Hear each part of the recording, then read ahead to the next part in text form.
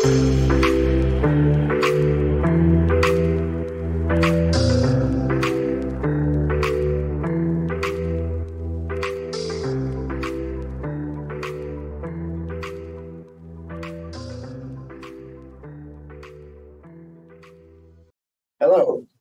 this is Brad Berkman, and welcome to the Ardent Spirit.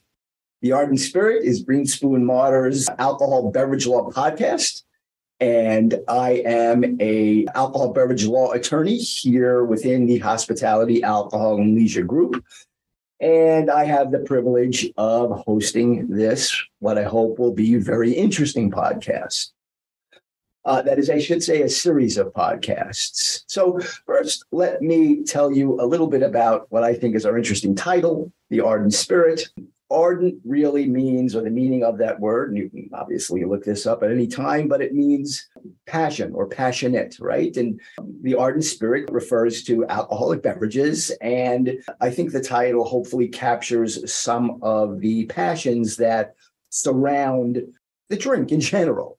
And what do I mean by that, actually? I mean that there are people who are true enthusiasts to beverage alcohol, wine aficionados, distilled spirits aficionados, beer aficionados, cicerones, in fact, they're called, which would be the equivalent of a sommelier. And of course, there are policymakers and regulators and lawyers who engage in the practice of alcohol beverage law.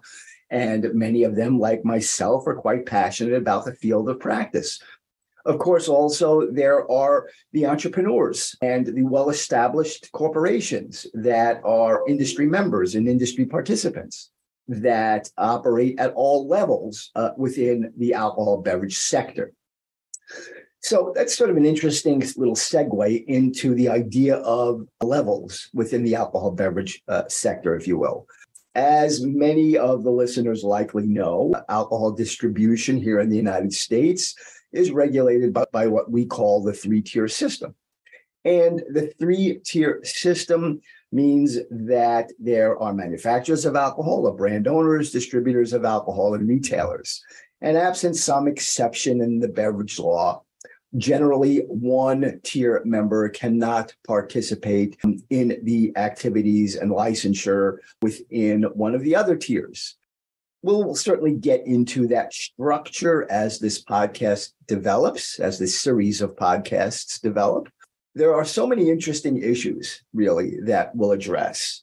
Obviously, the regulatory framework is very, very important. Looking at the laws at the federal level that regulate the interstate commerce of alcohol, and then looking at many state laws, and in particular, the laws within the state of Florida, where I'm located. And our office is located. And we will look at those quite closely as well, looking at how the various state laws and, in fact, some municipal laws affect the sale, service, and distribution of alcohol.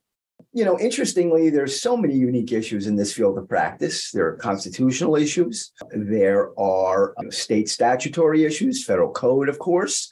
And we'll explore many of those things, or those issues, I should say, and how they affect each one of the various tiers within the industry.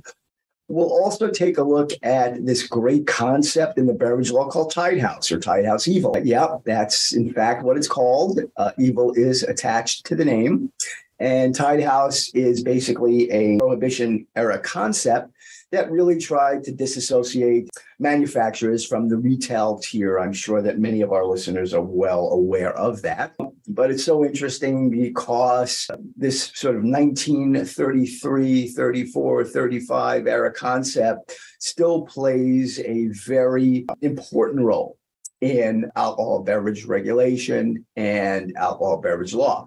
We'll also take a look at how we can get really creative at times as practitioners in the field, and how we can create unique business structures and agreements that, that establish the relationships, I'll say, between all the parties involved. So there's a lot of super interesting things really to discuss. We will, again, go into the regulations. We'll also talk a bit, hopefully, about the drinks we enjoy, right? I mean, we'll have, I hope, brand owners on. I hope we'll have wine aficionados on discussing some good quality wines and why they're so unique, and how these drinks fit into our practice, in fact, and what we do, and how we can actually help industry members of all sorts grow their business while operating in a permissible fashion, while generating the kind of revenues within the industry they hope to generate. So with that said, I'm simply going to close by saying, welcome to the Ardent Spirit. We will hope you'll tune in. And I look forward to speaking with you very, very soon on our first podcast. Thank you so much.